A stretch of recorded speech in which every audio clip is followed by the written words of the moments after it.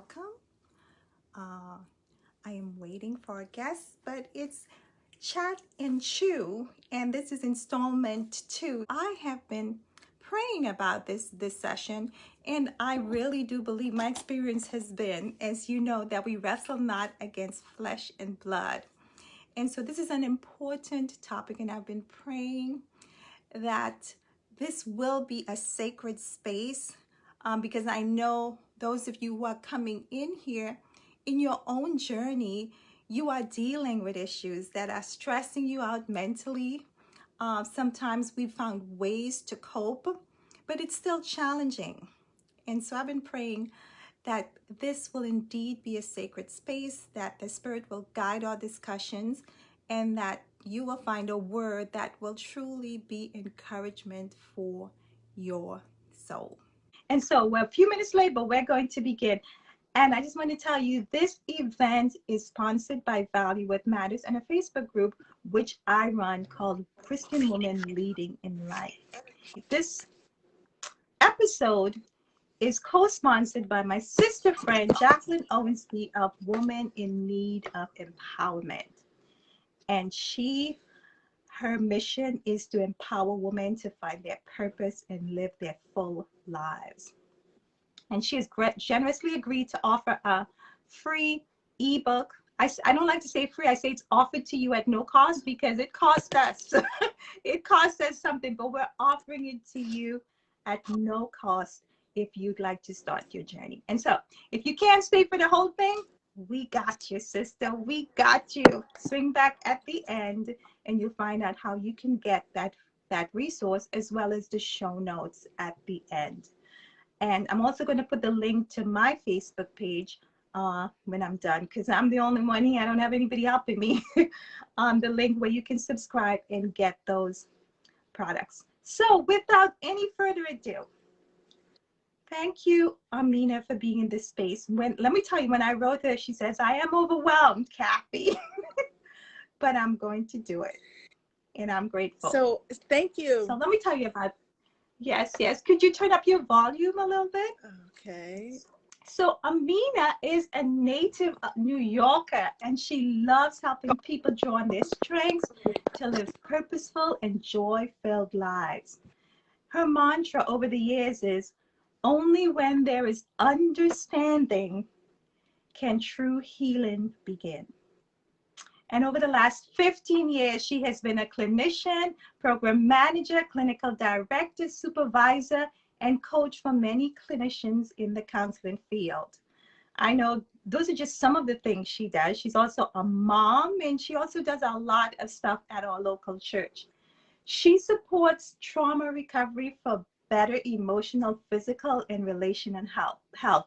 And she has worked in community mental health settings, school social work, child and family agencies, mental health advocacy organization, managed care, and she currently, not too long ago, launched her own consulting business, Candor Consulting, where she utilizes her techniques and skills to draw from recognized therapeutic modalities. She believes in creating a working partnership with clients. And so I'm very, very happy to have her here today. Hi, Amina.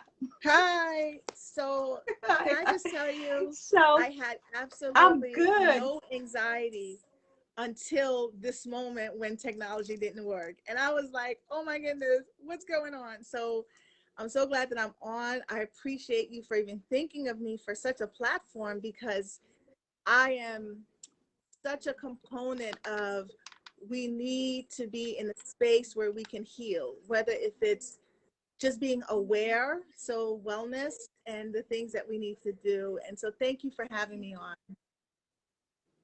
Oh, absolutely, my pleasure.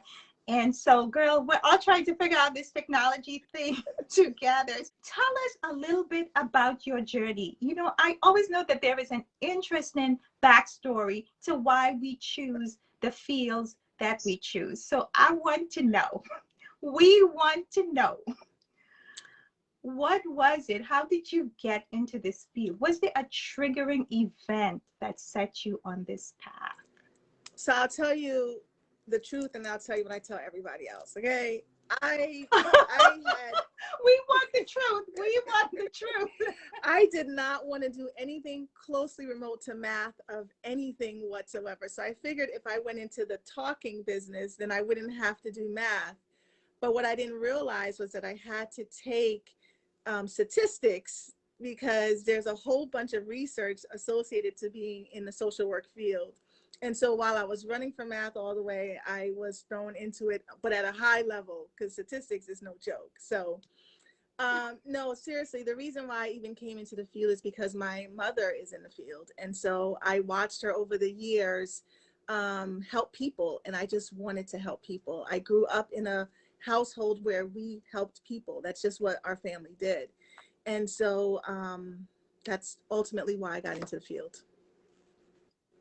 Wonderful, wonderful. So you do not give credence to, I've heard this quotation that often our purpose comes out of our deepest pain, or some of the things that we are dealing with in our own life, when it comes to your story about selecting a choice of profession. So if you live on this earth long enough, you're going to experience trauma one way or another. You just can't escape it. It just depends on what your coping skills is, how you manage it, and the residual effects that comes from it. So of course I've had my own woes in life, but I wouldn't say that that was the reason that drove me into the field. I wanted to really help people. And then when I came into the field, I then realized that I had my own stuff that needed to be worked through. So maybe it was kind of the opposite for me, because I had my aha moment once I started taking classes and seeing clients and over identifying with what my clients were going through. Wow, wow, wow. That is so powerful. It was like once you got in there, it was like opening a Pandora's box, and now you can suddenly see so many, many things. So I titled this session Mind Health, and we say mental health, but I want to know from you, there is the clinical definition, and when you think about that, what does mind health or mental health mean to you, especially drawing from your own Christian worldview, bringing it into that framework? What does it mean? Wow, that's a lot of unpacking, but let me sort of put it to you this way. Mental health is as serious as physical health. You know, if you think of the entire body, it doesn't start from the neck down. The body starts at the very top of the head. And so in order to be able to manage life, there has to be a balance. Sometimes people look for cures and they want to be cured of certain things. And there are certain things that there's just no cure for many reasons. But when we learn to manage some of those things, the symptoms are less, because we're pre-active. So we have a plan. We know certain things that trigger certain things, or certain behaviors, and so we have a plan in place. It's almost like, you know, the person who has hypertension or diabetes, that they're if it gets out of control, there are things they now have to do daily in order to maintain excuse me, a good balance of health. And so mental health is no different. You know, this pandemic has truly put all of us in this bucket, and some of us are still there, and some of us have found a way to get out of the bucket. We still have the issues, but we're managing it differently. So when I think of wellness and I think of mental health, I think of being able to manage what's in front of you, what's to your left and right, and what's to come. Wow. What is, let me just, I want to rephrase that. Being able to manage what is in front of you and what is to come. Did I get that right? Mm-hmm.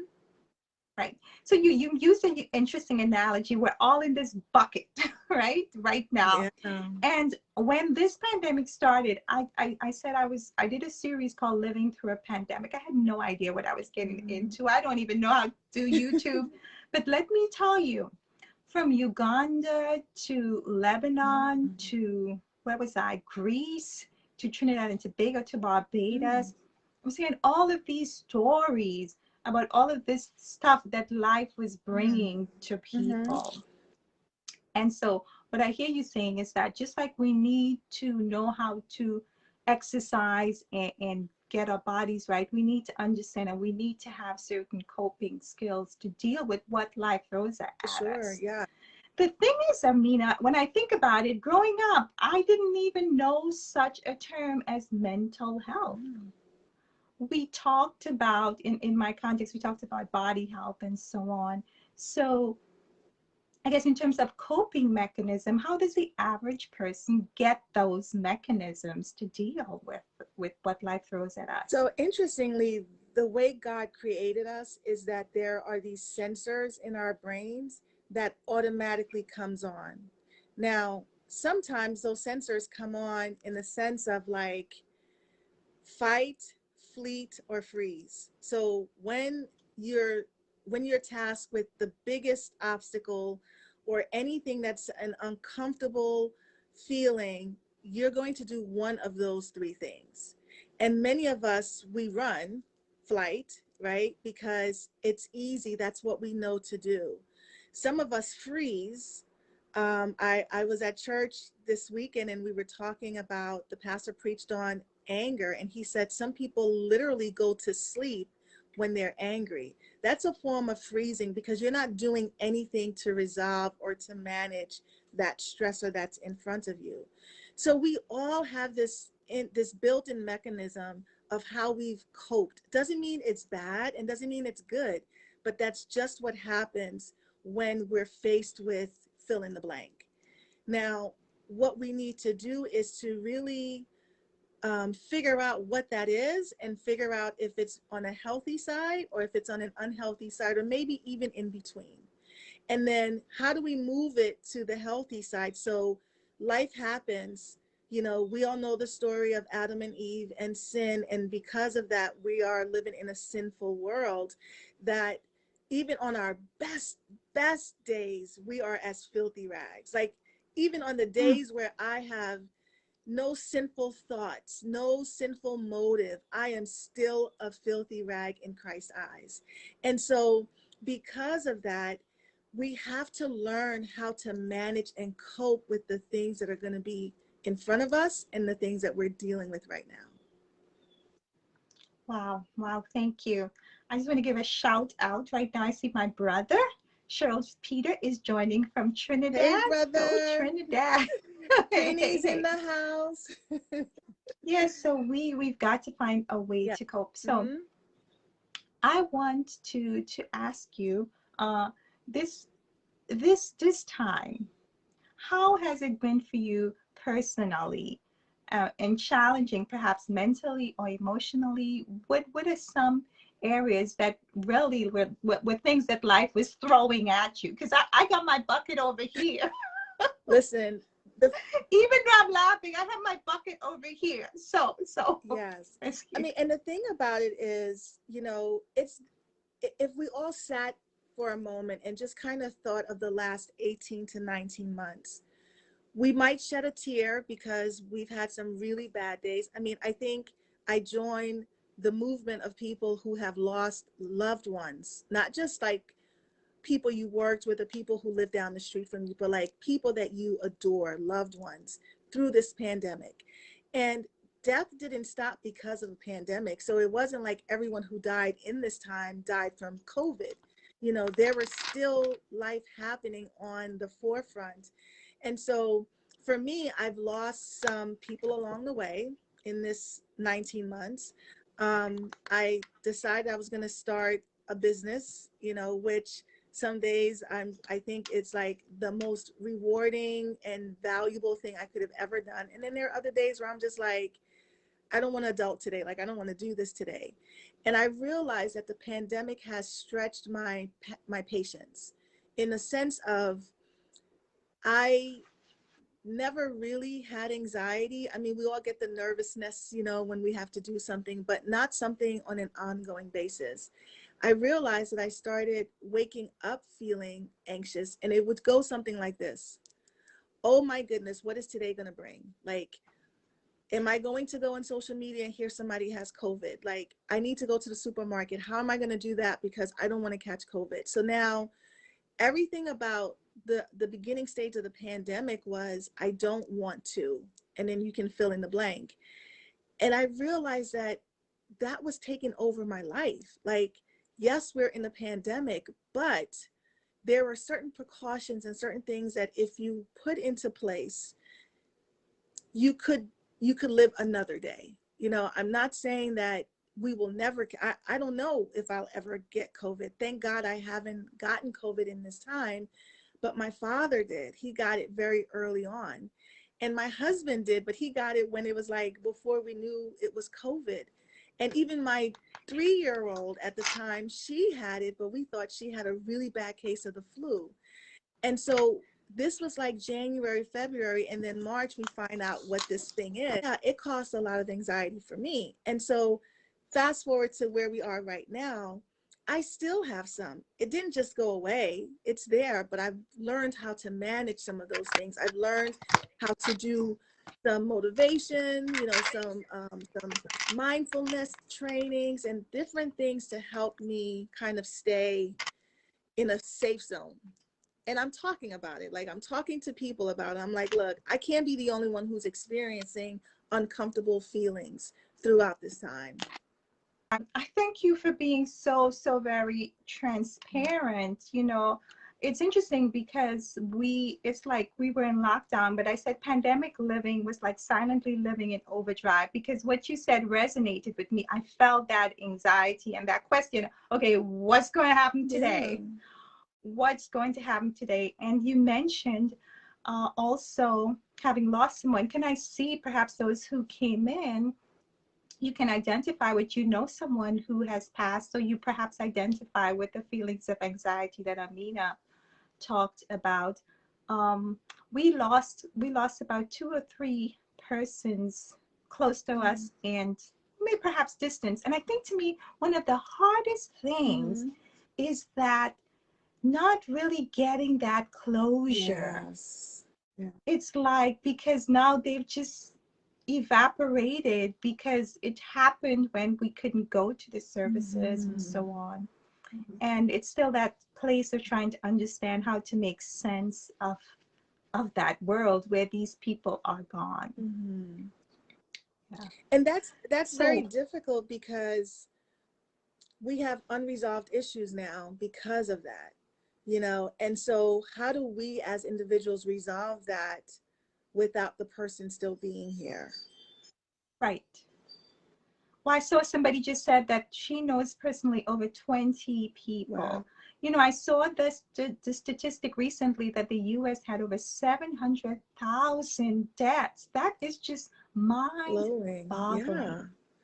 You know. And we think about the people who are connected to, because those are just not numbers. They are people Right. who have children, who are husbands, wives. And so there's a lot a lot of healing, mental healing, that needs to take place. So in that vein, as a professional, what do you see as some of the prevalent issues coming in that clients are presenting them with at this time? And in particular, I want to say, perhaps especially when it relates to women. Well, you know, the world categorizes us as superheroes that have a cape on 24/7. The cape doesn't come off when we sleep. I don't see my cape, girl. I mean, mine's have a whole bunch of holes in it. I have to keep sewing it up. And then I just finally said, you know what? Forget the cape. I can't be Superwoman all the time. And so there's an expectation that we have it together. And I think sometimes we even put that expectation on ourselves, because there was a moment in this whole time where I was super sad and I was crying. And I have at the time she was 3. And I didn't want her to see me cry because I didn't want to have to explain to her why I was crying. And my thought was she wouldn't understand, right? But that was like another superhero move, that I'm trying to protect her from seeing and understanding uncomfortable feelings, but that's a part of life. Does that make sense what I'm saying?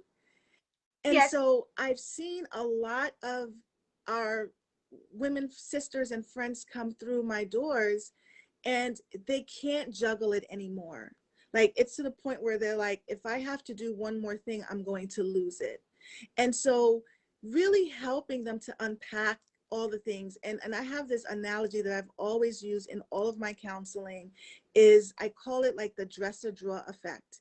And if you look at a dresser drawer, there may be like 5 drawers, right? And if you have all 5 of those drawers out and clothes everywhere, you can't find anything.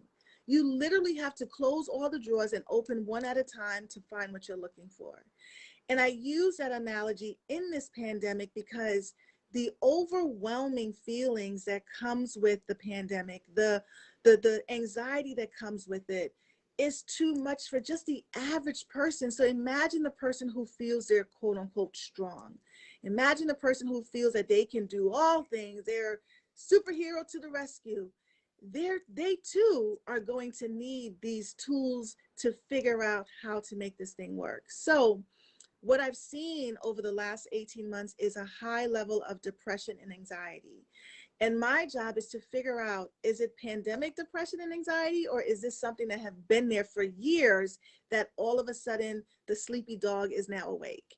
And so Gotcha. trying to help clients figure out, is this temporary or is this something that essentially has been in your DNA and this event triggered those feelings? Gotcha. Gotcha. I really like that you mentioned the superwoman syndrome as it relates to women, because I certainly felt as though I all of my 8 octopus arms were all over the place every day. Yes. But I want to talk about something because it's something that I have thought about, especially as it relates to Christian women, that we operate in this tension between where we feel is okay, well, I just need to pray about this, right? Mm-hmm. And that will be my help. And also to be depressed or to be sad is almost unchristian. We should have the joy of the Lord.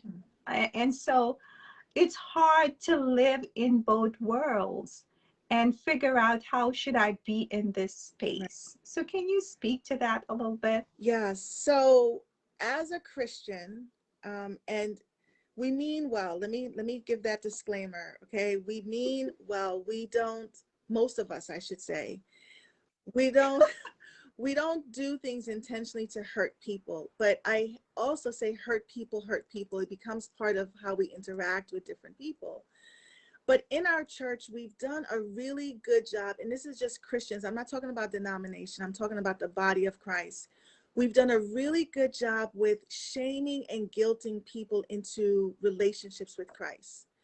And Mm, because of that, we don't tend to be as vulnerable about our emotions and feelings in that space because we don't want to be judged. We don't want to be called crazy. We don't want to be called, that's just sister or brother so and so, that, and that saying means that they have issues, and we all know they have issues, so just excuse their behaviors because they have mm, issues.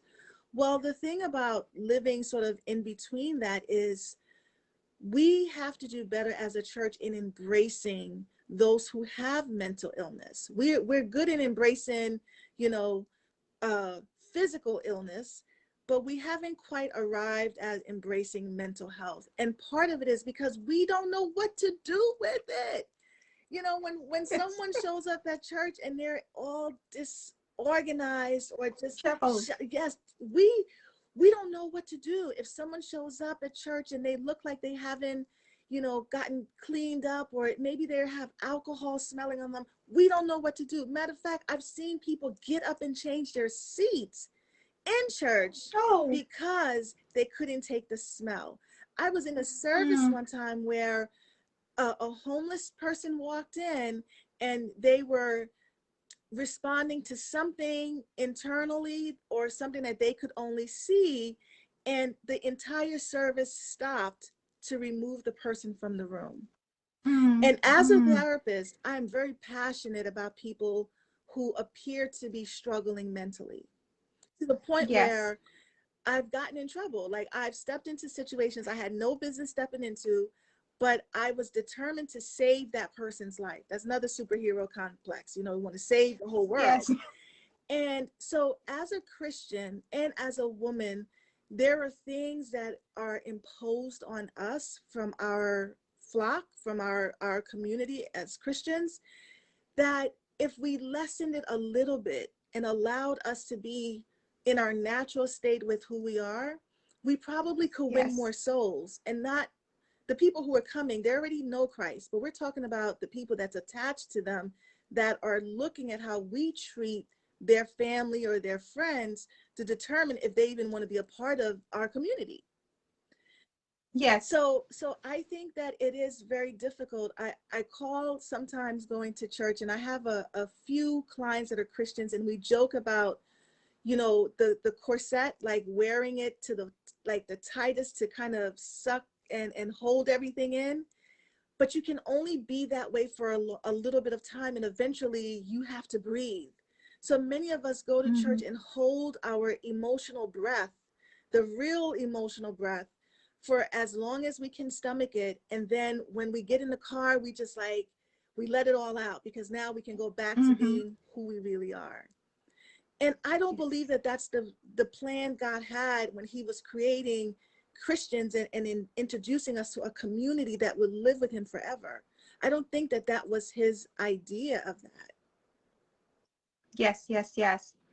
And so what I hear you saying is, yes, pray, but also it's okay to see your therapist. It's quite all right if you need help to get the help that you need. And I like the analogy that you use, not analogy, you equated it with physical health. Right.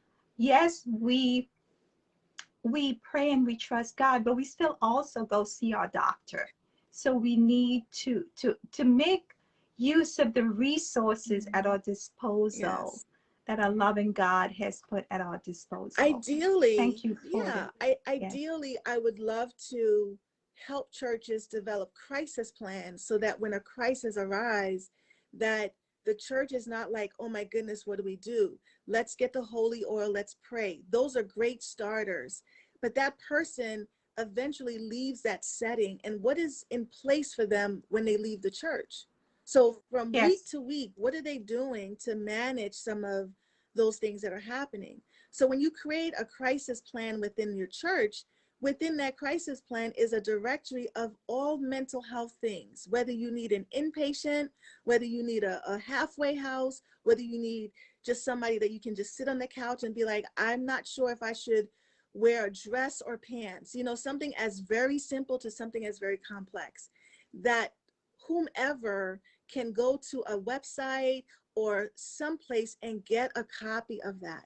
Because we can pray and we can pray demons out, but the reality of it is that there has to be maintenance. And so Yes. seeing a therapist is your maintenance, because there is a consistency in your appointments, whether if it's weekly or bi-weekly, and that is a space for you to be as vulnerable as possible, to lay everything out and then start to unpack it, so that now for the next week you have tools and tips to use to carry you along when you feel those stressors coming on, when you feel those triggers approaching. You can kind of get in front of it before it gets out of control. So praying and fasting and reading the word of God is great. The other thing is, he gave me this gift, right? So, Yes. I mean, like, if Yes. he is giving gifts to the people on this earth, then there can't be anything wrong with that. So it's a combination, Kathy, of two things. It's not just praying and fasting and all of the spiritual regimen, but then there's also the psychological piece of talking to someone and letting them talk you through these things. Yes. Yes. Yes. And so the gifts are to bless the Of body, course. the church body, to bless us. Thank you for that. So I'm going to switch gears a little bit because you know the holidays are coming up, and it's particularly poignant because as we were talking about loss and people who are no longer with us, Mm-hmm. and just also because of all the other stuff that people deal with. As a kid growing up, I just remember having this kind of joy tinged with much bitterness or sadness around Christmas time. And the reason was that I grew up, my mother had abandoned me as a kid. And so I had this image that I saw on TV and read in the books about Christmas with the family and dinner. I did hear your last question about the holidays and basically how to manage the most difficult parts of the holidays. Was that the question? Yes. Yeah, we have to acknowledge really how we feel, right? And acknowledging that means that we have to somehow sit in those feelings for some time to understand that this is not our normal feeling. This is not anything that's normal of where we are, right? So being able to do that and then reaching out and talking to people. Most of us have at least one person we trust, one person that we can talk to, and reaching out and having a conversation with that person, but also being realistic about what your current situation is and what you are kind of going into, because for many of us, these feelings come around the holidays for years. And we hope and close our eyes and cross our fingers that it'll go by quickly, because once January 1st comes, we're like, woohoo, new year, let's start over. Yes. But God never told us that we wouldn't have sadness. He didn't tell us that we wouldn't have days upon days where we would be sort of in a rut. The whole idea of it is just don't stay there too long. Give yourself permission to feel. Give yourself permission to acknowledge that this thing that you're experiencing is an uncomfortable thing, but don't stay there too long. So those are kind of some of the things off the top of my head. Some of the others could be, once we acknowledge the feeling, let's talk about why this feeling exists, right? And what can we do to manage the thing that's happened? And for most of us, it's an event that took place that we're revisiting, or it's a anniversary, or it's the holidays or a birthday, because it's not just over Thanksgiving and Christmas. We have anniversaries of other things. And the feelings you have for the person or the thing anniversary is probably around the same feeling during the holidays. Yes. I really like what you said about sitting with the feelings. There's something that has happened in our culture where we've almost become happiness addicts. That's how I feel. Like we have to be happy all the time. And that to me is just not a good way of thinking and being. In fact, my deepest thoughts and motivations and aspirations for life have been birthed in my periods of suffering and of sadness. And when I read the scriptures, I'm always blown away when I read that it says of Jesus that he was a man of sorrow and acquainted with grief. Yes. I don't think that's happenstance, right? And when you read about David also had a lot of moments where he felt, you could tell he was feeling depressed. And so feelings, I don't know what God fully intended. I know suffering was never a part of his plan, but he's able to work things out for the good. And so to your point, I think it's important to sit with those feelings and acknowledge them for a while, and like you say, but don't stay there too long. Right. And so we're coming to the, go ahead. I was just going to say, I think we live in a world of instant gratification. And so we're always looking for either the next best thing. We're always looking for the thing to make us happy or to mask what's really going on inside. Because if most of us really sat with those uncomfortable feelings, they're just that, uncomfortable, and so we got to do something to get out of this. I got to, let me go to the mall. Let me, cook a meal. Let me do. And while all those things are considered to be coping skills, and again, not all coping skills are good, not all coping skills are bad, it is used to take us out of the feeling that we're having, the uncomfortable feeling. We do things to take us out of it. And sometimes if we sit in it long enough, we may never have to experience that intensity or that level again, because we're Wow. actually Wow. acknowledging what's going on And dealing with yeah it. mm-hmm. Yes.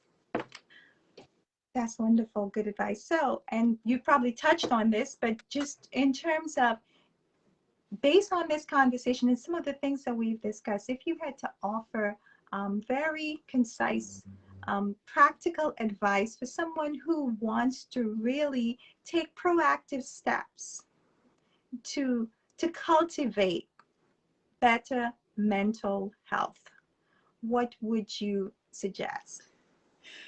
I would suggest so I'm biased, so I'm gonna say I would suggest counseling.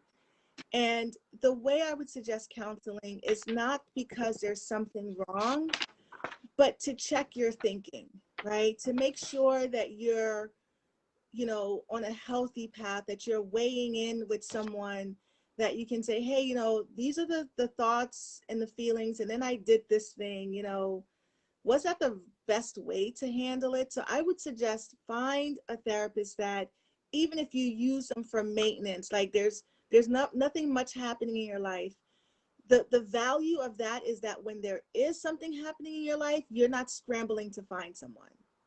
So that would be my initial thought, like right off the bat. But I would also say is track what's going on with you. I love journaling, and I don't say it enough, but I want to use this platform to talk about getting the thoughts that's in your head on paper, or getting it out. So you can get it out by talking about it, or you can get it out by writing about it. And so if you want to get started, make a list of some of the things. What are your goals? Like, what are some things that you find that you're struggling with? And how do you put that on paper to then start to unpack it? Like, well, is this something that I really want to just be mindful of, or is this something that I want to work on or work through? And, I'm not a big component of Dr. Google, because sometimes we Google symptoms and we get like, you're depressed. And then all of a sudden you're like, oh my gosh, I'm depressed, or I'm anxious, or I'm hearing voices. And I'm not a component. It's been there, done that. I'm not a component of that, but the internet does have some really great resources. There's a National Alliance for Mental Health. It's ANMI or AIN. I'll get you the right acronyms. But they have a plethora of information on their website that talks about like how to handle and manage mental illness. One of the things we didn't do, Kathy, was talk about the people we live with that have mental illness. How do we manage or help them manage what's going on with them? Yes. Especially if they don't think that there's something going on with them. And that's a conversation, a whole conversation for another day. But this website gives you some tips of how to do that. It talks to you about how to recognize what are the symptoms, what are triggers. And because sometimes we don't know. If I say to someone, tell me, what were some things that caused you to feel low this week? You can list them, and then I say, do you know what triggered them? And we sometimes don't. So we have to know. Like when we go to the doctor and the doctor says to us, tell me what's going on, we have a plethora of a long list of my finger hurts, my toe hurts, my stomach hurts. Yes.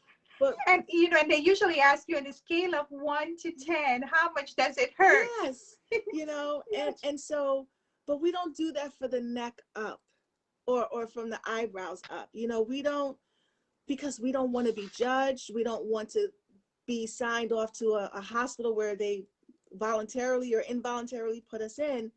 Because if some of us really were honest about what we were thinking, it would scare the average person, And so being able to find a safe space, being able to find a place where you can talk to someone about those feelings would be good.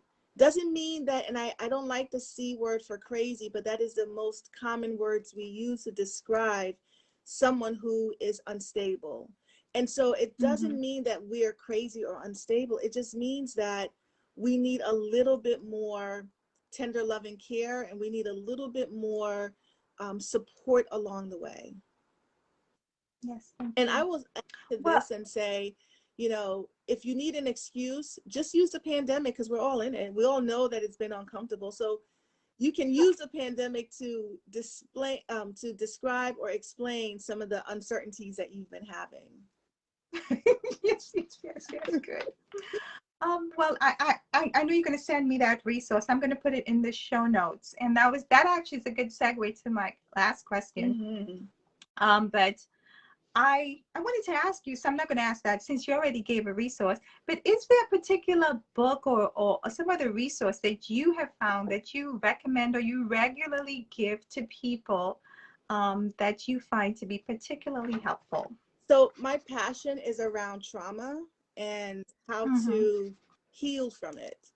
And so I've done extensive research on that, but I came across this one person that I absolutely love. Like if I could sit in her presence and just for 5 minutes is all I need from her. Her name is Brene Brown, and she does. Oh, I love her books. I was in a conference, let me tell you, in Denver, and I had never heard of her. And she was the keynote speaker, and I was there doing my thing, and she started talking, and I was like,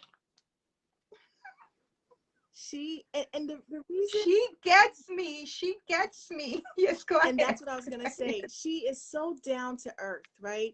When she's explaining her concepts, they're very complex, but you can understand them because you can relate to them. And she has this whole thing on shame and vulnerability and why people are not vulnerable. And so I use her worksheets. She has workbooks and worksheets and actually books in my practice with my clients. And it makes such a difference because we do a lot of what we do because of the shame that has been put on us. We don't want to be vulnerable because when we've been vulnerable, the people we were vulnerable with took it for granted and hurt us. And so Brene Brown is like top of my list, is one of the hands down persons that I always refer to. Thank you. And I'm going to put, she has a well-viewed TED Talk, which really launched her career, as well as one of her books is called The Gifts of Imperfection. I have that there.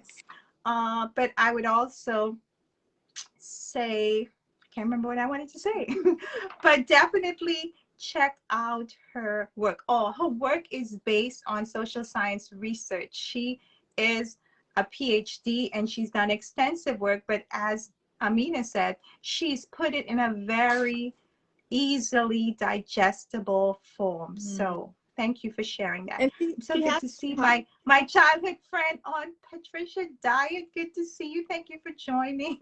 Yes, go ahead, Amina. What were you going to say? I was just saying she has a podcast too. Right. I'm actually going to get some of those resources you mentioned from you afterwards. So, girl, as we wrap up, and thank you, those of you who are still here, for hanging in there with us in the technology. We're trying, right? We are. What is next for you?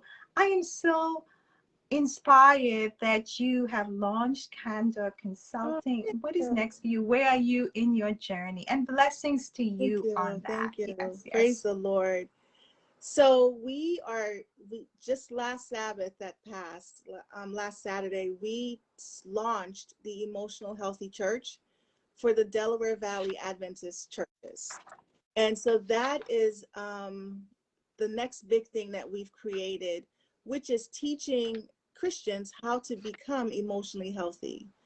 I always give the story of, if you're not emotionally in a good place, there's no way you can hear from God because you're too overconsumed with everything that's happening.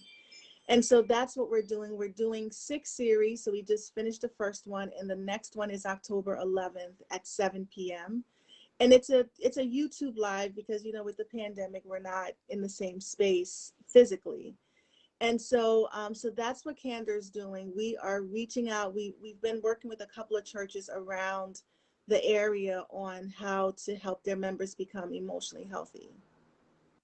Okay, well, please share that with me, and I will put it in the show notes to share with everybody. So, Amina, this has been wonderful. Thank you so much for the generous gift of your time. I don't take it for granted. Well, we appreciate you. And I appreciate you and all the work that you're doing. I have been secretly following you and, ooh, what's Kathy doing next? And so I praise God for you and I pray for you because you have something that we need and the devil knows it. And so we need to sort of be in your forefront, clearing the road for you. Okay. And so I definitely appreciate you even thinking to invite me. So thank you. I support women and I believe in us supporting each other. You know, the way things are, ministry is without borders. And I am grateful for all of us who made the time to be in this space to learn and connect. And so I want to tell you, if you would like to get the show notes in which I will try to condense some of the good information that Armina has sent, I will send that to you in your inbox. Just head over to valuewhatmatters.com and sign up for our newsletter. If you're already signed up, in the comments, just put send it to me. Send it to me. And my friend from Woman in Need of Empowerment, Jacqueline Owensby, she's also generously going to give at no cost to you a journal, a digital journal for you to begin doing some of the things that Amina mentioned. Next Thursday, join me for the final in this series on spiritual. We'll be focusing on spiritual wellness. Take care. Bye-bye. Thank you, Amina. You're welcome. Bye-bye.